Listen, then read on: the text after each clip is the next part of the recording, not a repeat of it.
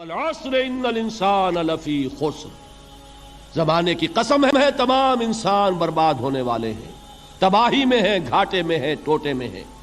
اس سے جو ایک مایوس کن صورتحال سامنے آتی ہے، اس مایوسی سے نجات دلانے والی آیت ہے تیسری آیت۔ ایک راستہ ہے، یہ امید کی کرن ہے، تباہی سے بچ سکتے ہو، ابدی بربادی وہ بربادی۔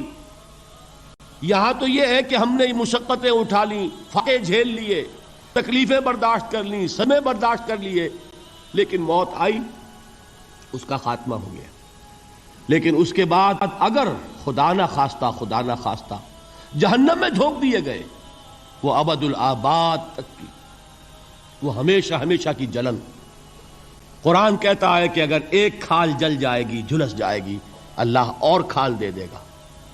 دیکھیے یہ بھی جدید دور میں آپ کو معلوم ہوگا، بورس بکائی نے جو کتاب لکھی ہے، دی فرینچ سرجن، اس نے ثابت کیا ہے کہ قرآن مجید نے جتنے نیچرل فینومینا کا حوالہ دیا ہے وہ بالکل سائنس کے مطابق ہے۔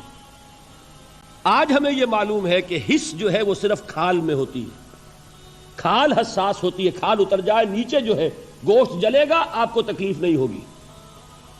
معلوم قرآن نے کہا ہے کہ جب کھالیں ان کی جھلس جائیں گی، ہم نئی کھال دے دیں گے تاکہ وہ سوزش جو ہے، وہ جلن کا احساس برقرار رہے، وہ ختم ہونے نہ پائے۔ حالانکہ اس کی ضرورت نہیں ہے، اگر اندر کا گوشت بھی حس والا ہوتا تو پھر کھال دوبارہ عطا کرنے کی ضرورت نہیں ہے، گوشت جلے گا، اس سے بھی جلن کا اور سوزش کا احساس ہو جائے گا۔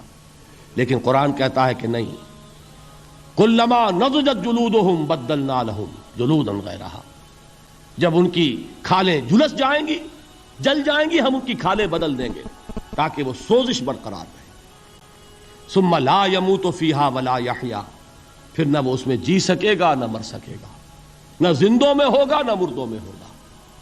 موت کو پکارے گا، کاش کہ موت آ جائے جو مجھے اس مشقت سے اور مشکل سے چھٹکارا دلا دے۔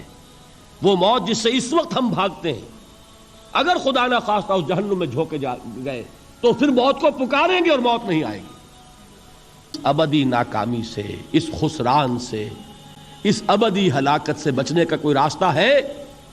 وہ جو میدان حشر میں پکاریں گے لوگ، این المفر، کوئی جائے فرار ہے، کوئی جائے پناہ ہے؟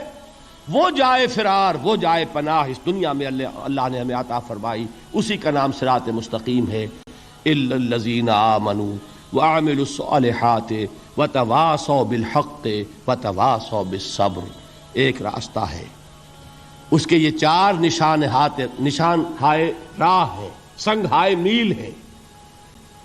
پہلا ایمان، دوسرا عمل صالح، تیسرا تواصی بالحق، چوتھا تواصی بالصبر۔ اس صراط مستقیم پر بچو گے، نروان حاصل ہو جائے گا، نجات حاصل ہو جائے گی، کامیابی سے ہمکنار ہو جاؤ گے، اس ابدی خسران سے نجات پا جاؤ گے۔ اللہ تعالی ہم سب کو اس کی توفیق عطا فرمائے۔